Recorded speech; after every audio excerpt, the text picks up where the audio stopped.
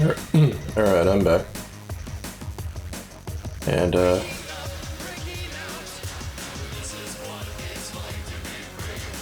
apologize for not streaming consistently lately.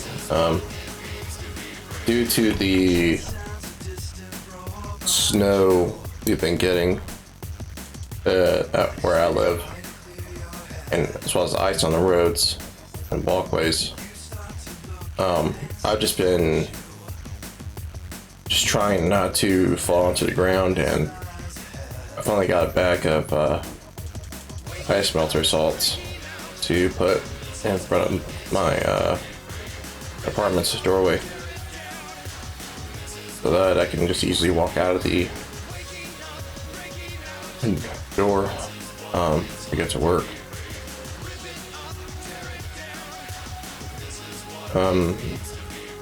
Other than that, though, man, right now the shifts have been weird because I walked in at 11 yesterday, and because we had so few customers coming in due to the snow outside, we ended up just closing up at around 3 o'clock in the afternoon. So pretty much it was a 4-hour shift, the shortest shift I've ever had, even for part-time work I've done in the past. So I'm not complaining though, just because I needed some extra time yesterday to just mess around and get some other stuff done. But anyways,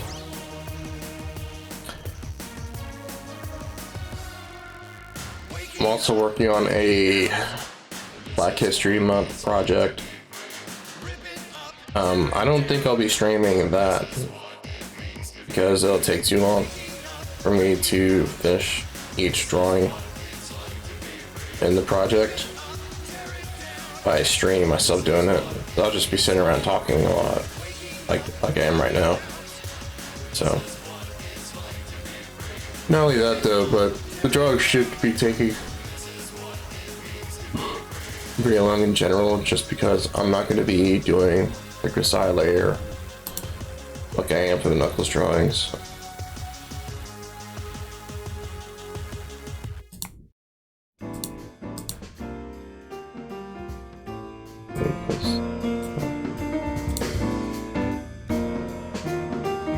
Anyways, let me take this off and then get started.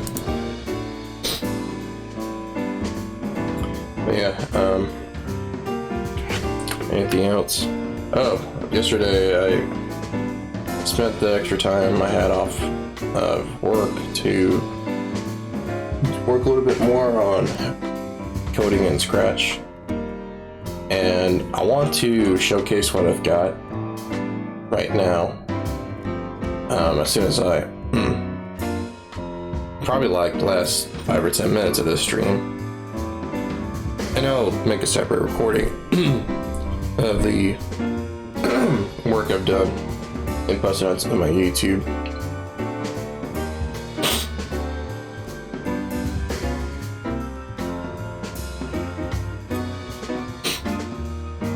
But essentially,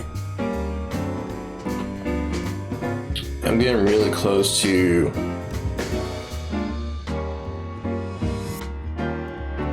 figuring out what kind of game I want to make and how to make it. Because right now all I've got so far for code I've made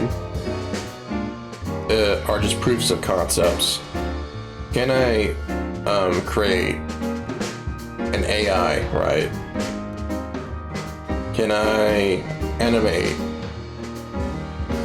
different states of health for an enemy? You know, can I make an enemy look different when it's getting attacked? Can I make an enemy disappear when it dies? Etc, etc. Can I make an enemy move on its own? And right now, the hardest thing yet for me to figure out is how do I make the enemy entity? How to make the enemy entity respawn at a certain location on the map. And right now I have not figured that out yet. Seems to be pretty difficult for me to do, but I think I figured out the answer right before I went to bed last night.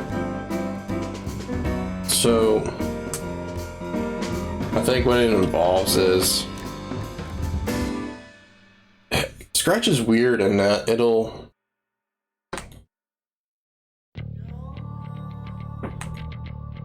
if you want to set a specific location for some sprite to exist in,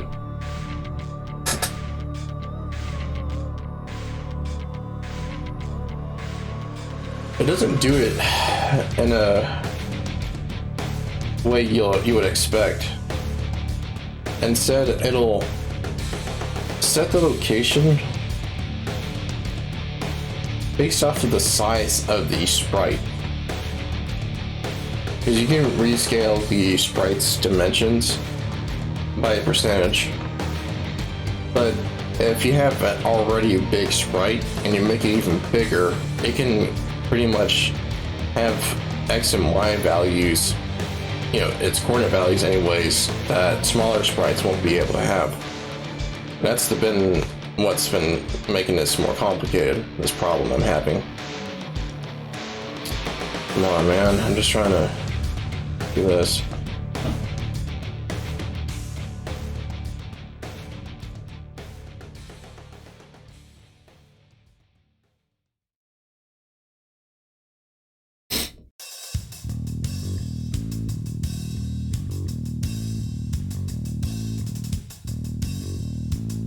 Once I'm able to get the enemy sprite to respawn at a particular location so that it looks like it inhabits a particular location on the map, that's pretty much it. Like transitioning between different levels, interacting with certain items and such, objects, entities, and so on. That stuff is pretty easy, in my opinion anyways. Because a lot of that's already built into some of the elements you can put.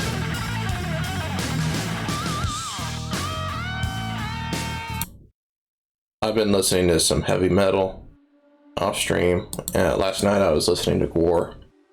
Gwar. Gwar.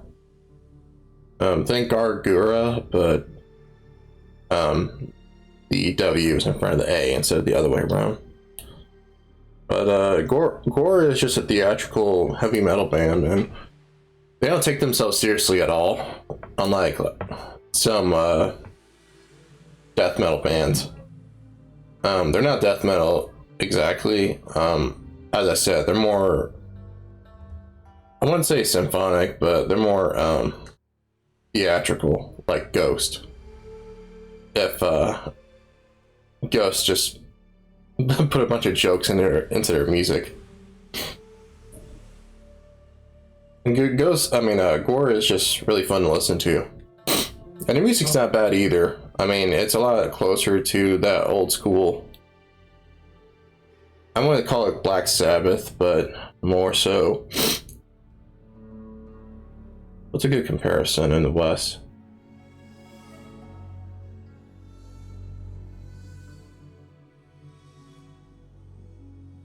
I can't think of one right now, but definitely not hair metal, that's for sure.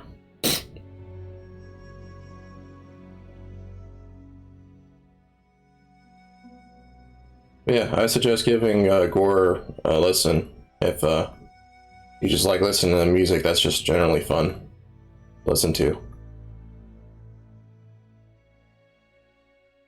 Alright.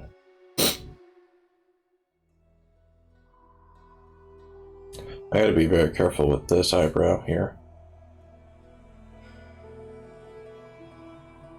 Let's do 10.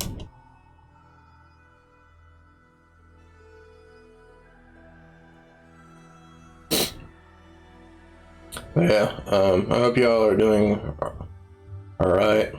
being safe, staying warm and such.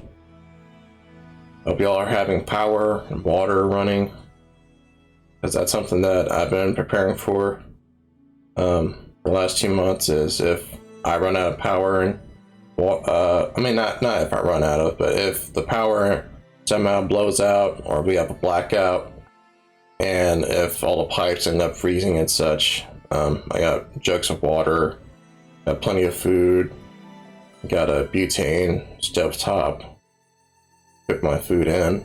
So pretty much I'm good for at least a few days if it gets that bad, but so far it has not been. Thankfully. I've not had to bust that stuff out yet. But it's there if I need it. It's not a waste either to have all those supplies, because if we end up not needing any of that stuff, we can still use it over time. I'm always going to need more jugs of water to drink out of for the summer, spring and summer. The butane stovetop and some of the other stuff I can return to the store I bought it from, so it's not a big deal.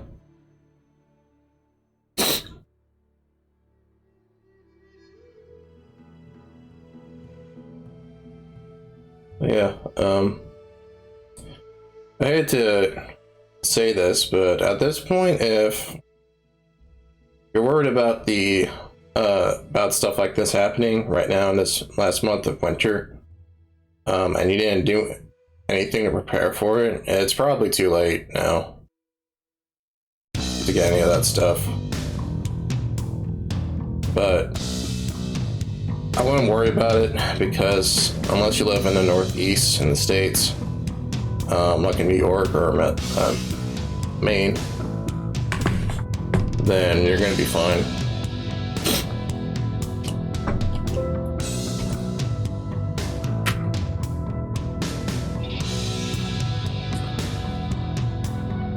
Let me think. I've seen some examples of other projects made in Scratch.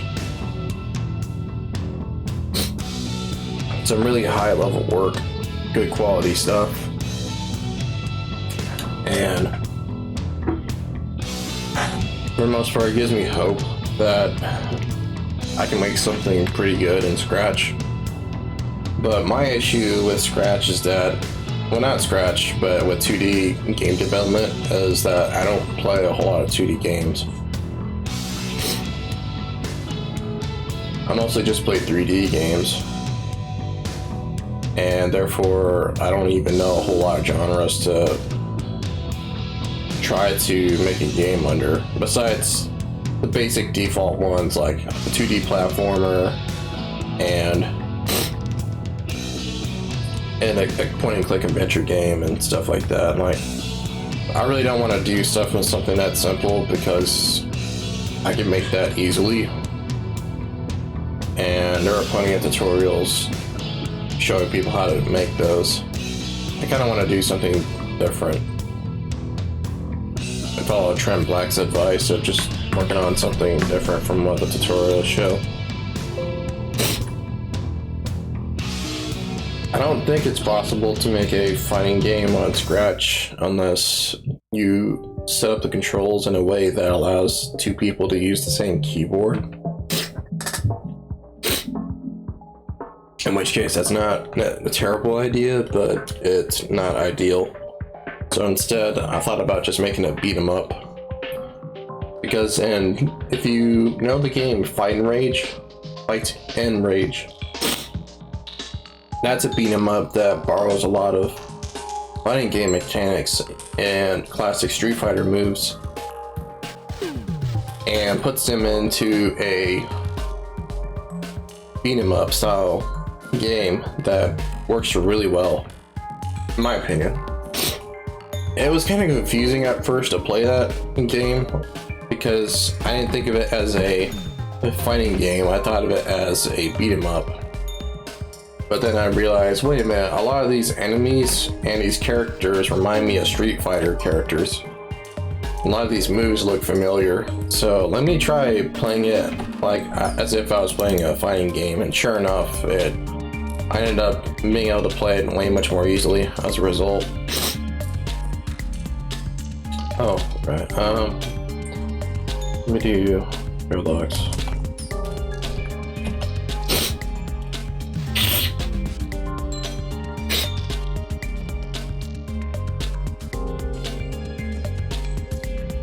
So that's one option. Another option is to make some sort of RTS, but I haven't really played any RTSs besides just this one game called Anomaly Warzone Earth, and that's pretty much a mobile game that got ported over to PC.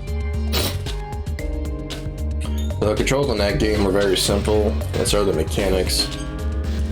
It's more of a tower defense game than an RTS. So I'm gonna not do that. As far as any other options I have, I did play Shantae, one of the Shantae games. Risky's Revenge was the one I played. So I'm familiar with 2D Metroidvania games. They're not just platformers, thankfully. They're a combination of platforming, puzzles, and combat. And if I wanted to, I can add a little role playing in there. Some RPG elements.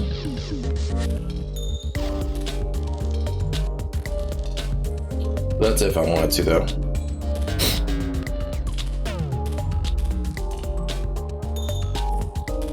Anyways,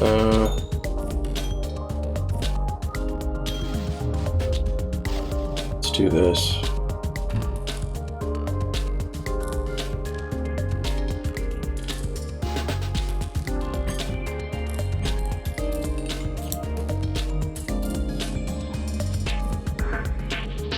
Really? Want to select that? I just want to select this.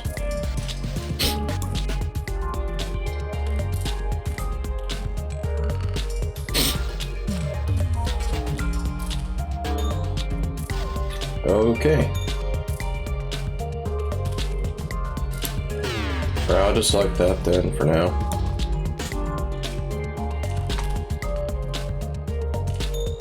Alright.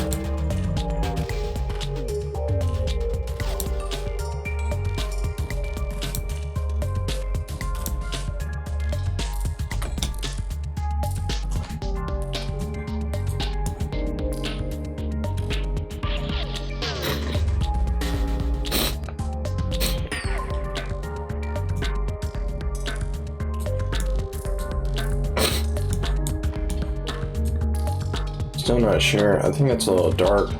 Too dark.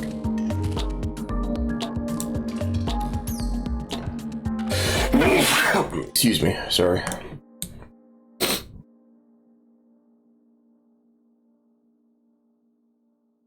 I think I just made it darker.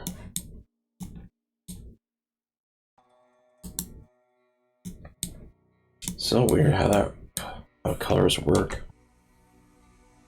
Alright, I'm just gonna leave it like that.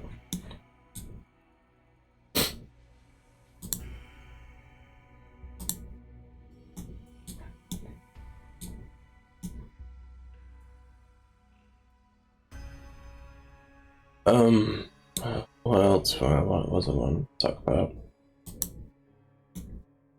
Showcasing the code. Okay.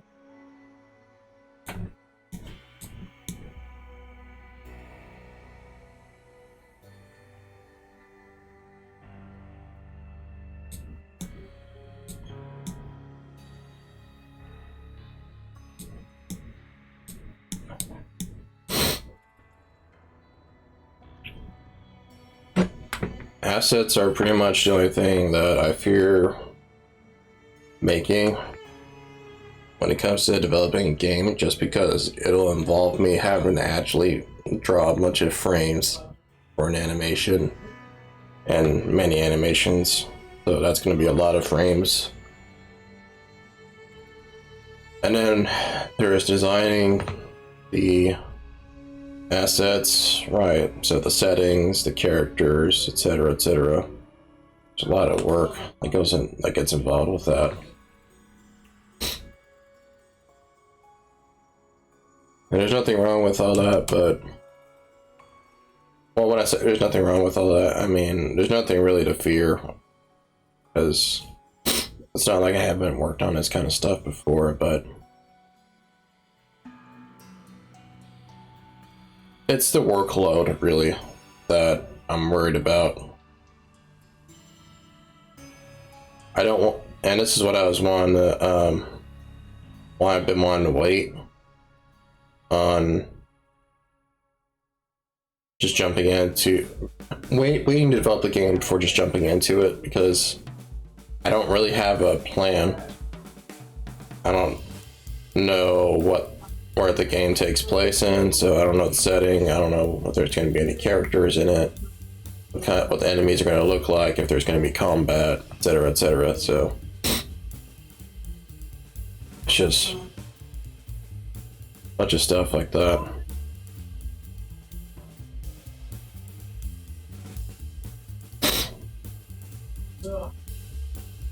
And oh boy, it's gonna be a big project. I've already got a lot on my plate right now.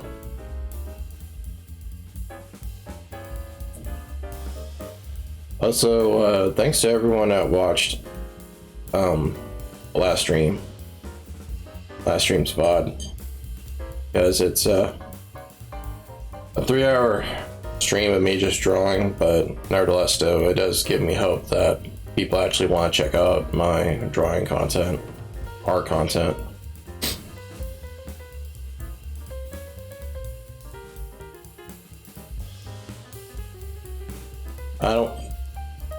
I just don't want to bore people, right? I want to make content that's actually worth watching for either its comedic or informative value. I don't want to make content that's just going to bore people to death and waste your time.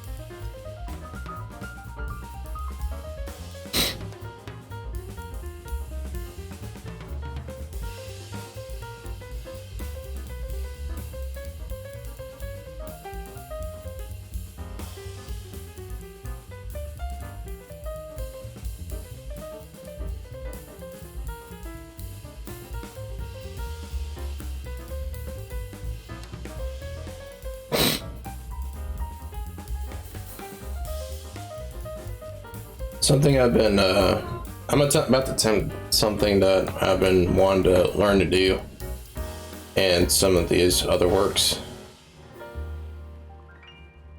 I've been working on off stream. So what I've seen digital artists do, just solely looking at their works, right?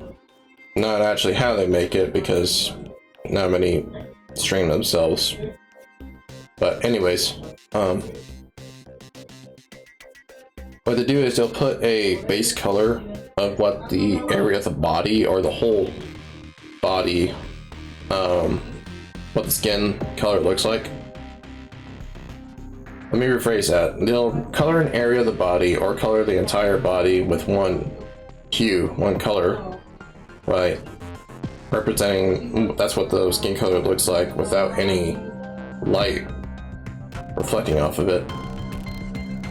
Then they'll add the shadows and the lights and the highlights and so on afterwards. And they don't add a whole lot of variation between us. So this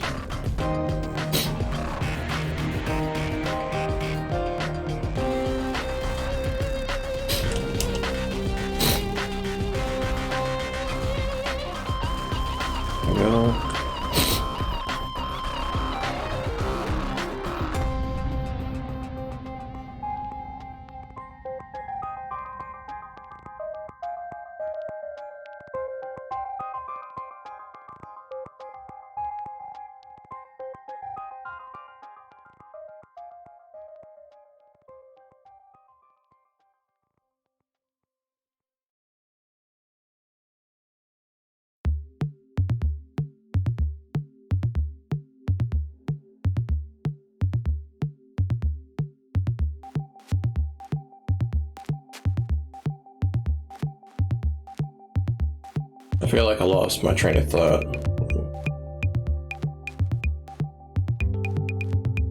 No, that's about it. That's all I had to say about that. But at work, I'll be doing my best to brainstorm some ideas for the game project.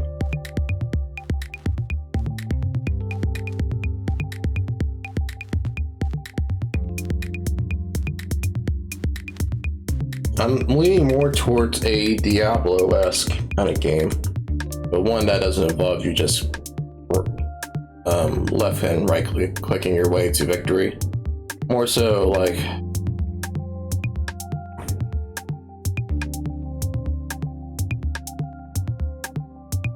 an RPG like Don't Starve. Don't Starve if it had RPG elements, let's put it that way. I mean, you could argue that Don't Starve does have some RPG elements, but not really.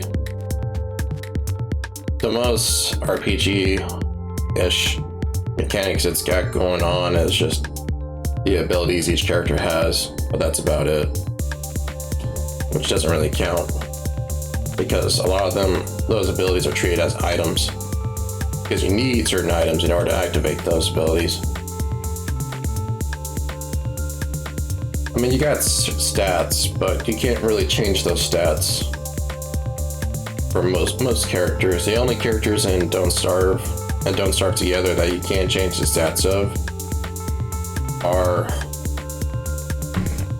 WX, or Wix, however you pronounce his name, Wolfgang,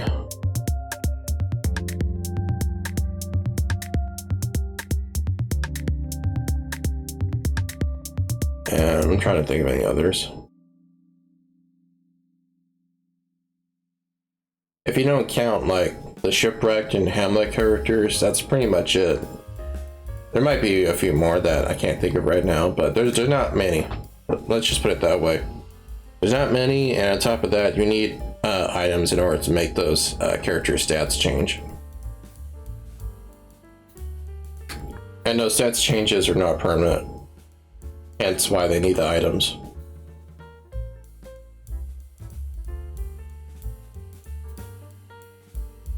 Oops.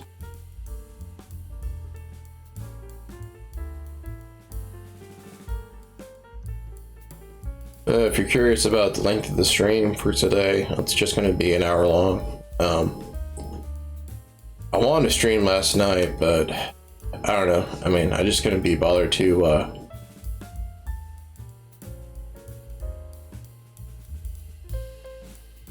rush to stream like past 8 o'clock at night, because I was mostly just working on stuff on Scratch and custom related things.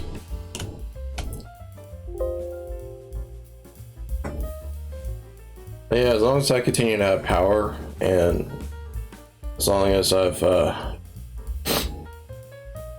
my work schedule doesn't like change dramatically, then I'll be able to stream consistently again like you used to.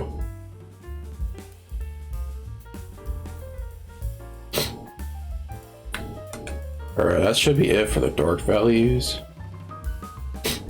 Oh no, I gotta fill that in.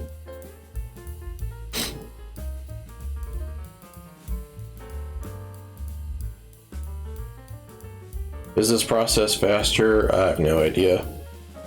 All I know is that it's a lot simpler, because you don't have to worry about blending stuff in together, which also involves adding more values in.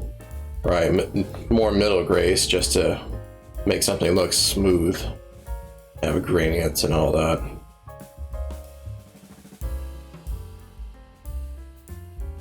I'll clean this up later. Let me, oops, not that, this. This.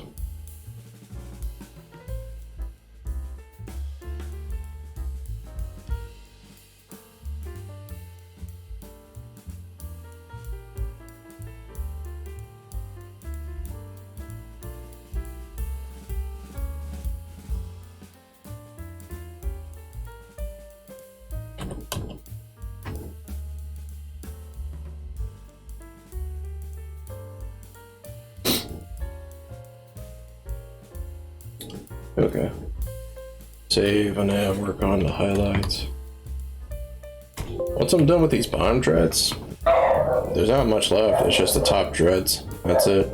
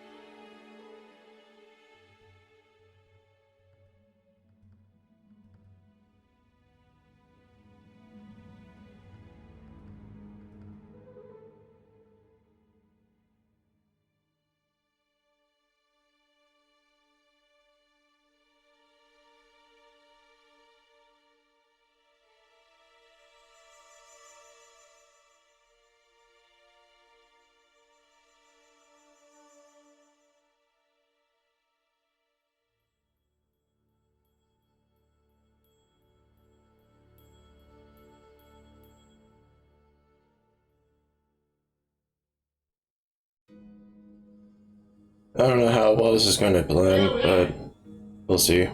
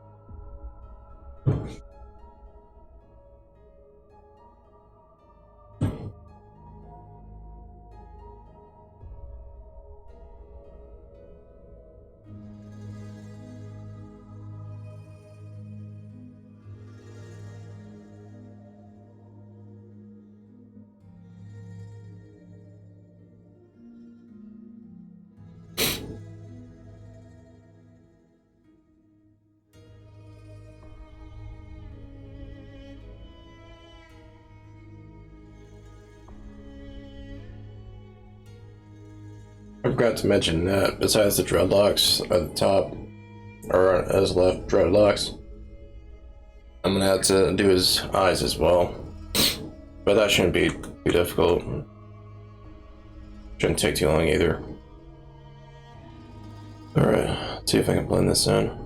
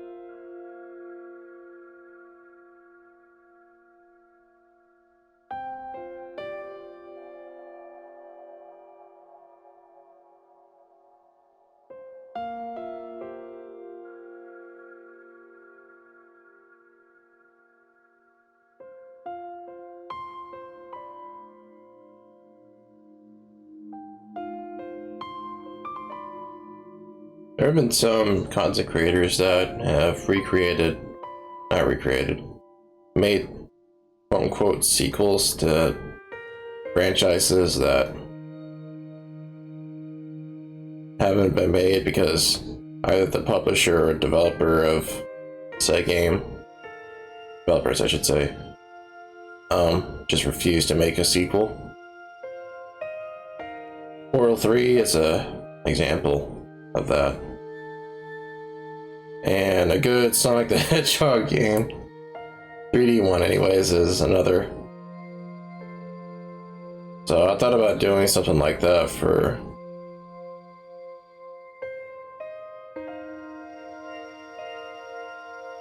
a franchise I enjoy, but mostly if that happens, because again, a lot of them are 3D games, and trying to use a game engine, 3D game engine that is as easy as Scratch is just very difficult to find. A lot of them are just not very intuitive.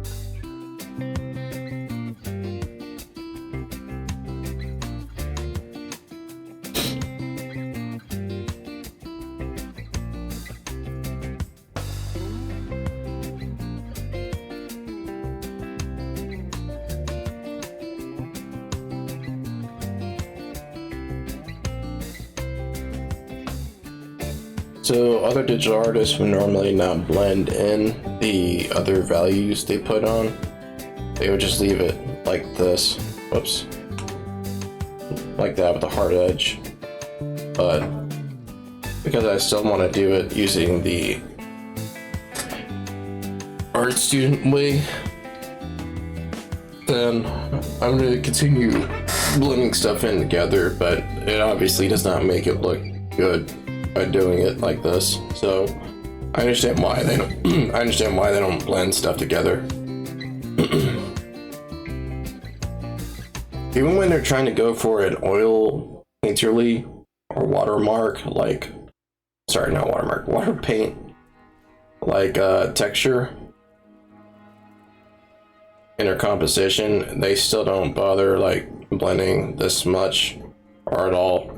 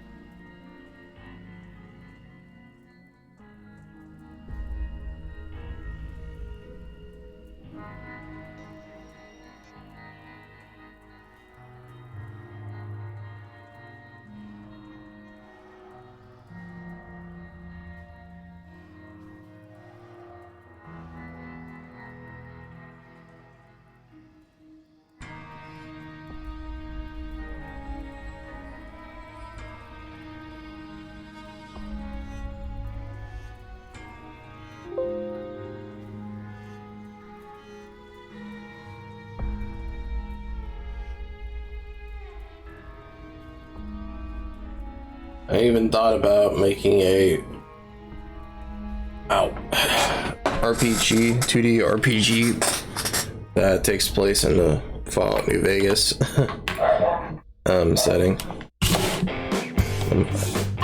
Mojave Desert.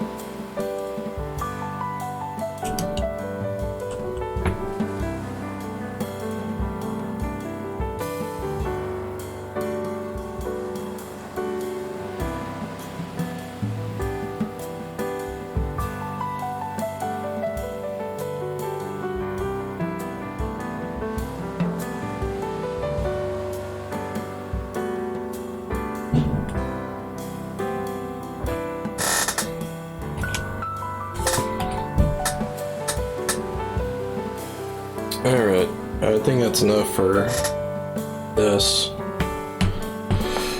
Really close to finishing up.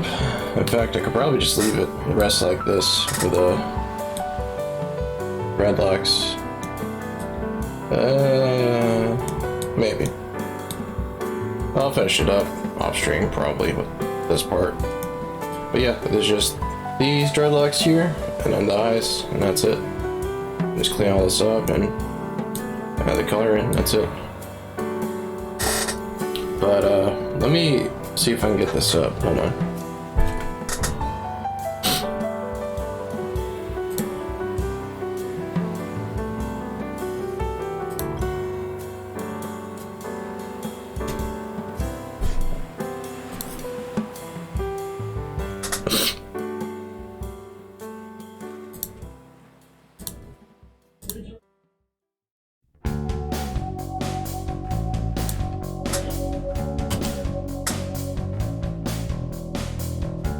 Okay.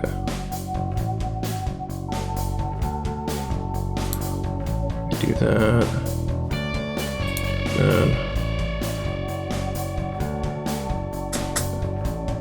Oops, not that.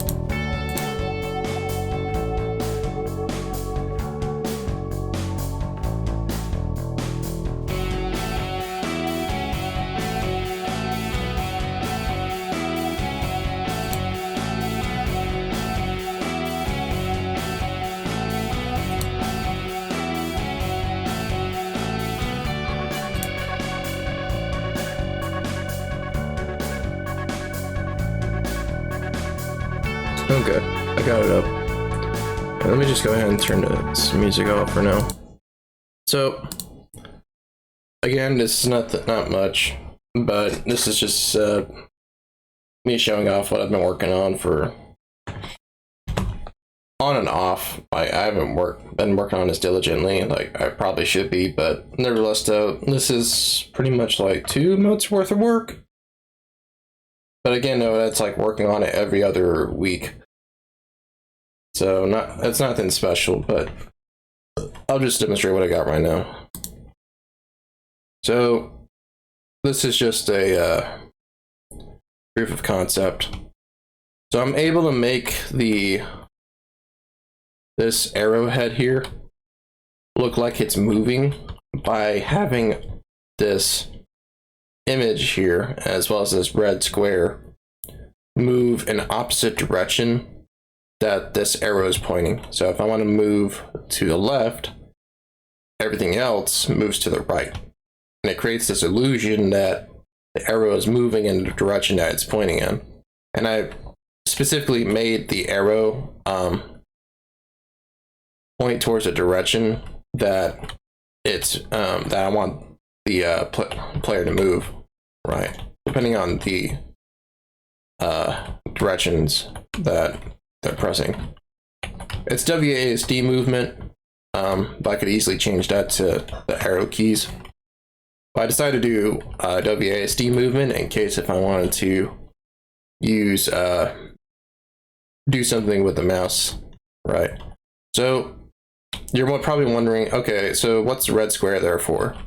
So I wanted to make an enemy entity in this little simulation here. So the most basic thing I wanted to do was if the player gets near the red square, then the square, notice that it's rotating to face the player. It's kind of hard because the square looks the same on all sides, but if I just continue moving slowly and circling around it as I get near it, it's rotating. And it's always going to face towards the player. I've also made the enemy square move on its own based on a random number of 1 through 10. If an even number gets generated, it'll move in a particular direction based off of that number.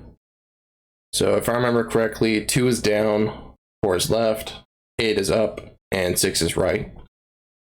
and it'll move again randomly. That's just to make it look like it's got its own sentience, right? It's just, it looks like it's got life in it.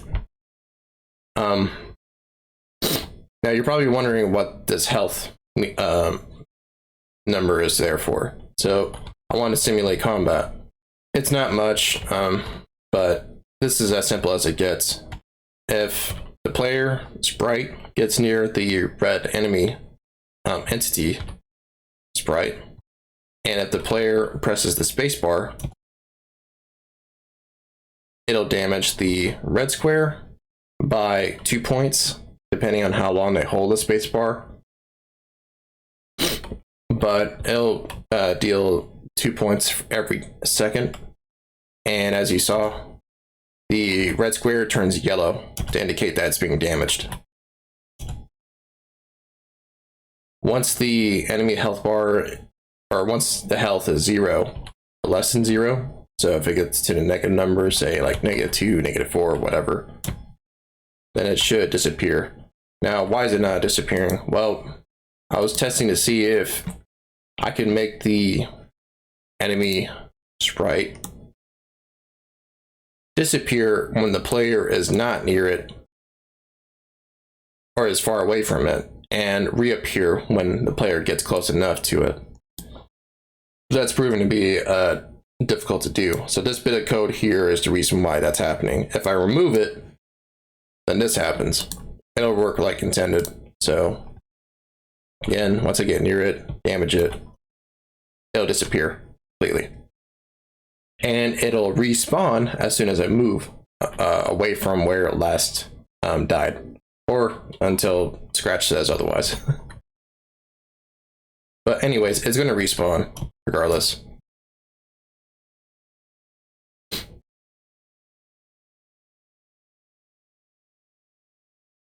Let's see if it does. Yeah.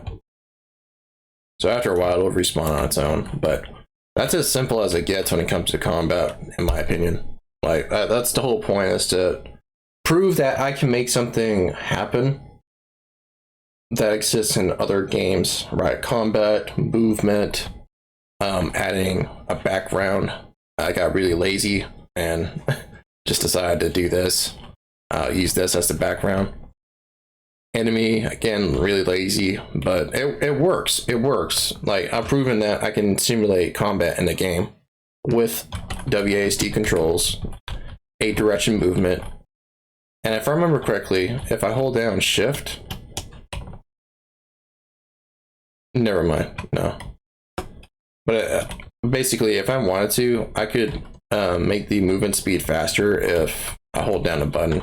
That's easy to implement, though. I, for some reason, haven't implemented that back in, but that's all right. I mean, it's really easy to do that. You just multiply everything by a factor. But yeah, that's pretty much it. Is there anything else? Once I'm able to figure out how to get this red square enemy to respawn at a certain location, right, so that it looks like it inhabits or has a habitat, then I'd be very willing to move on to actually developing something out of this, right? Make a game based off of this concept alone. Obviously, I've got like a lot of good good examples to base the game off of. Metroidvanias, JRPGs, if I want to do turn-based combat. I don't want to do turn-based combat, but I could do real-time combat based off of 2D movement. Again, a Diablo-esque kind of RPG that's isometric. Has an isometric camera angle. I could do a crafting survival game like Don't Starve, or combine some elements together, like a crafting survival game like Don't Starve, but have RPG elements on top of that, right? So you can increase your stats, level up, etc. And that's it. I mean, again, it's nothing special.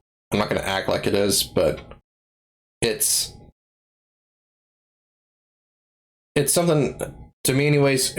I'm proud of this because most of the code that I developed. I did not look it up. I did not look up this code online. Most of it, I will say, most of it. Some of it, I will admit that I had to get a little help. But otherwise, though, for the player sprite, this is all the code there is. So if I press a particular key or a combination of keys, A and D, it'll make the sprite, current for sprite, change to another one, right? The only thing I wasn't able to do was get an idle animation to work, but I'm pretty sure that's not difficult at all to do. I just haven't figured it out yet. I haven't worked on it for a while, this part anyways. But that's not so important. Typically, in a 2D game anyways, the player sprite normally just faces the same direction it last moved towards. So it's not that idle animations don't exist, it's just that they normally don't involve pointing a particular direction, or not pointing in any direction, let's put it that way. And this is all the code that involves moving these background and player sprites around. If I press a particular direction, such as up, W, it'll move everything up. But if I press A or D on top of that, it'll move everything up into left or right. And these two parts here are just, I had to make, just because if I don't have this coded in, the background sprite here and the red sprite would overlap the player sprite, the arrowhead. Where is it anyways? Oh, it's right there. Basically, it will hide the player sprite and make it difficult to figure out exactly where the player is. So all this does is just move this sprite to the back layer. That's it. And for the red enemy sprite, it copies a lot of the same code from the background sprite as far as movement goes, but here's what it does. So if you're wondering how it's rotating like that when I get near it, this is it right here. That's all the code you need. It just points towards the player when the player gets close enough to it. For its random movement, basically pick a random number between 1 and 10. If it lands on an even number, then move it by that certain direction for that many units. And in order to keep it from just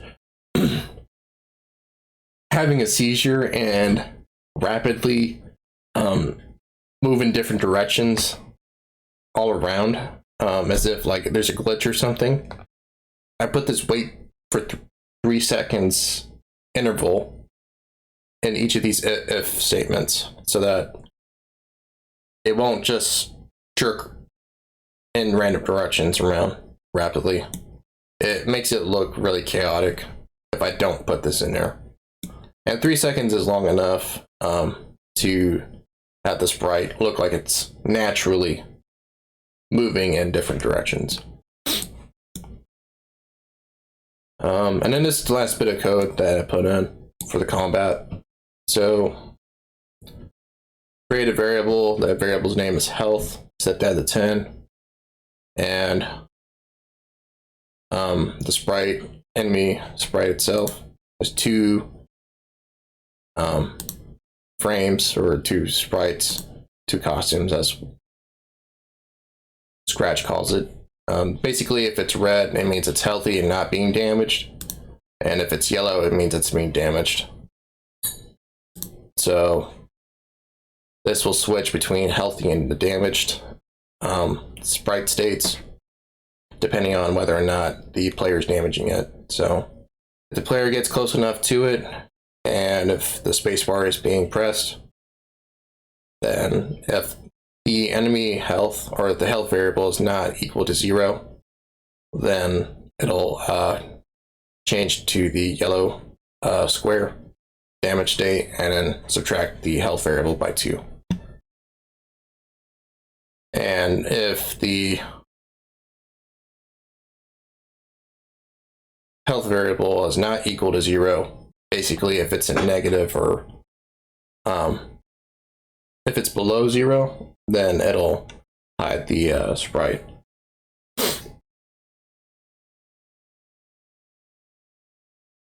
After a while though, it will show the sprite and reset the health back to 10. So again, really simple stuff. It doesn't look like it, but it's not as difficult as hard coding this in, say, Java or JavaScript. Let's put it that way. But anyways, I guess that's it. That's all I want to show. Let me put this back on. There we go. And then put this on. Put the music back on.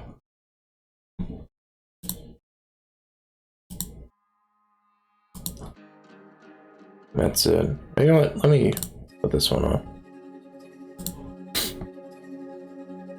But yeah, I'm gonna make a short recording of that code, that little demonstration of what the code does, and this proof of concept onto my YouTube, and who knows, maybe someone will want to learn to make games as well and copy my code. Learn from me, but anyways, I'll work on this a little bit more as time goes on. It's just been difficult to do so. Well, it was difficult to do so because of BJJ classes and having to do this and that for the holidays and so on and so forth. But now that that's pretty much all done for the most part, there's not really anything stopping me from or keeping me from working on this. So anything else? I'll just post updates to this project as over time if I make anything significant, any significant changes. But yeah, we'll see what I do with this. And yeah, that's gonna be it for this stream. So until next time, peace.